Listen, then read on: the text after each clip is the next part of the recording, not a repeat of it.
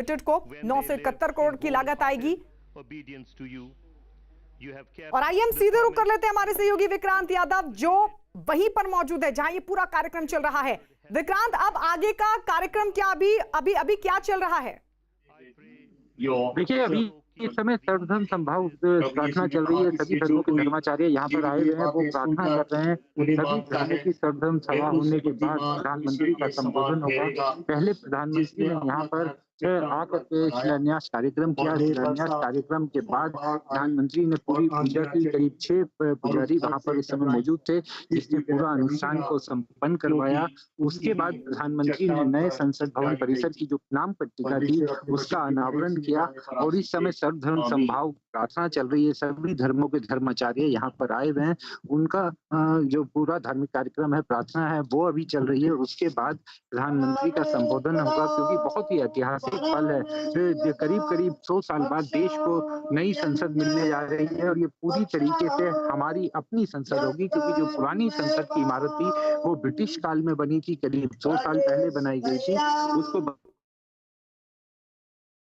चलिए विक्रांत, लौटेंगे आपके पास। तो विक्रांत, बेहद महत्वपूर्ण जानकारी देते हुए कि किस तरीके से पहले हिंदू धर्म के हिसाब से पूजा अर्चना हुई, नींव रखी गई, सर्वधर्म पूजा का कार्यक्रम इस वक्त चल रहा है।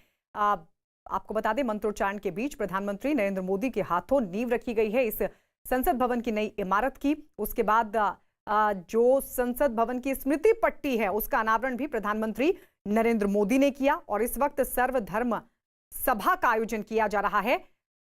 यहां पर आपने देखा बौद्ध धर्म के हिसाब से भी जो पूजा अर्चना थी वो की गई, और उसके बाद इस्लाम धर्म के हिसाब से, उसके बाद बाकी धर्मों के हिसाब से भी कार्यक्रम आगे बढ़ेगा, प्रार्थना होगी।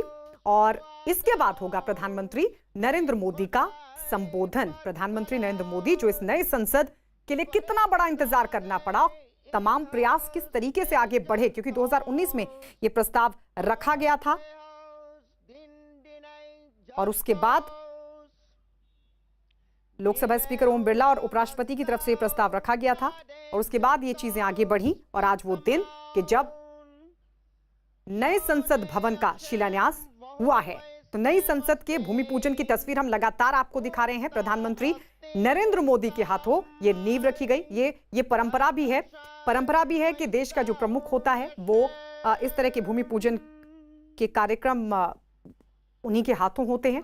और उसी परंपरा को निभाते हुए प्रधानमंत्री नरेंद्र मोदी के हाथों नींव रखी गई है इस नई संसद भवन की। तो वहीं दूसरी तरफ आप देख रहे हैं तस्वीरें, कार्यक्रम आगे बढ़ते हुए सर्वधर्म प्रार्थना का इस वक्त आयोजन चल रहा है। अलग अलग धर्मों के जो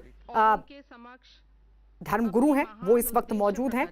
बौद्ध धर्म के हिसाब से भी प्रार्थना की गई और उसके बाद इस्लाम धर्म के हिसाब से भी प्रार्थना की गई, और आगे जाहिर है सिख धर्म के हिसाब से भी प्रार्थना होगी। और जो तमाम धर्म के धर्म गुरु हैं वो वहां पर मौजूद हैं सर्वधर्म प्रार्थना के लिए। और उसके बाद प्रधानमंत्री नरेंद्र मोदी का संबोधन होगा। लगातार हम आपको बता रहे हैं कि आखिर क्यों नई संसद भवन खास है।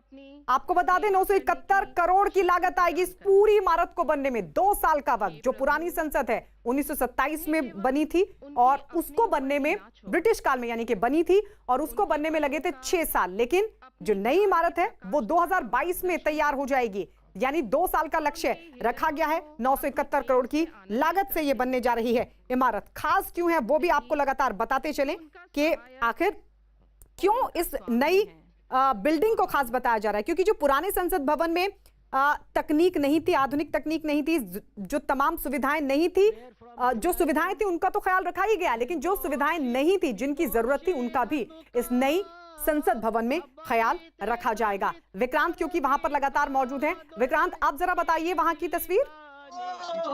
देखिए, इस समय यहाँ पर सर्वधर्म समारोह के लिए प्रार्थना सभा चल रही है। प्रधानमंत्री ने आपको शिलान्यास के समय 6 यहाँ पर धार्मिक पुजारी वहाँ पर मौजूद थे, जिन्होंने प्रधानमंत्री को पूरा शिलान्यास पूजा करवाई। और पूजा संपन्न होने के बाद प्रधानमंत्री ने नए संसद भवन की जो नाम उसका अनावरण किया। हमारे ठीक पीछे प्रधानमंत्री मंच पर बैठे हुए हैं, उनके साथ लोकसभा स्पीकर और बाकी संसदीय कार्यमंत्री बैठे हुए हैं, इसके अलावा अधिवक्ता स्पीकर बैठे हुए हैं। और इस समय मंच के ठीक बराबर में सर्वधर्म समभाव के लिए प्रार्थना चल रही है। अगर मैं आपको दिखाना चाहूँ तो ठीक साथ में सर्वधर्म समभाव के लिए प्रार्थना चल रही है। सभी धर्मों के धर्माचार्य यहाँ पर आए हैं जो प्रार्थना कर रहे हैं, और एक बार सर्वधर्म समभाव प्रार्थना जब हो जाएगी तो उसके बाद प्रधानमंत्री का संबोधन होगा। बहुत ही ऐतिहासिक ये कार्यक्रम इसलिए कहा जा सकता है कि करीब 2 साल बाद देश को अपनी पूरी तरीके से भारतीय संसद मिलेगी, क्योंकि जो पिछली संसद थी वो ब्रिटिश काल में बनी थी। करीब 2 साल पुरानी वो संसद की इमारत थी, और 2 साल पहले उसका आज लगभग इसी समय से करीब 2 साल पहले उसका शिलान्यास हुआ था। उस समय संसद को बनने में करीब 6 साल का समय लगा था। जो वर्तमान संसद की इमारत है उसे बनने में 6 साल का समय लगा था, लेकिन जो नई संसद बनने जा रही है उसको बनाने में सिर्फ 2 साल का समय लगेगा। इस तरीके का अनुमान लगाया जा रहा है। तो ये कहा जा रहा है कि 2022 में जब देश आजादी की 75वीं वर्षगांठ मनाएगा तो नई संसद में ही संसद का सत्र बुलाया जाएगा। वहीं पर आजादी की 75वीं वर्ष